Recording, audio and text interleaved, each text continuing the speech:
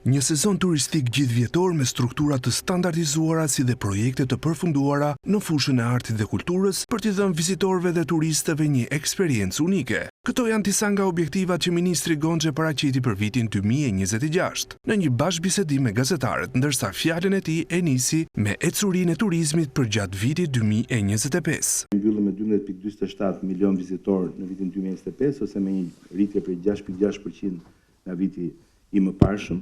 Ministri u ndal edhe tek puna që ka nisur për formalizimin e sektorit në bashkëpunim me drejtorinë e tatimeve. Të rrisim certifikimin, të rrisim kontrollin dhe të rrisim transparencën në sektor, kuptohet duke eliminuar evazionin dhe duke parë më qartë të gjitha flukset hyrëse dhe të gjitha flukset konsumatore në vendin tonë sa i takon turizmit. Në fushën e kulturës viti 2026 do ta gjej ministrinë e drejtuar nga Gonxhe me një sër projektesh të përmbyllura. Të hapim atraksione të reja në art dhe kulturë, siç është Galeria Kombëtare e Arteve, Qendra Kulturore Kombëtare e Fëmijëve, riedzimin e 8 kinoteatrove në bashkëpunim me QKK-n, hapjen e shtëpisë muze Aleksandr Xhovani në Elbasan, Muzeun Arkeologjik në Durrës. Ndërkohë numërohen edhe një sër kantierësh në proces. Është ai teatrit kombëtar, është Muzeu Historik Kombëtar, Muzeu Hebre në Vlorë dhe Kalaja e Shkodrës për riedzim dhe restaurim. Ministri u ndal gjithashtu edhe në fushën e sporteve, ku bëri të ditur se tashmë janë miratuar aktet nënligjore të ligjit të lojrave të fatit, ku së bashku me ligjin e sponsorizimeve i cili pritet të miratohet, përfitues kryesor do të jenë veprimtaritë sportive në vend.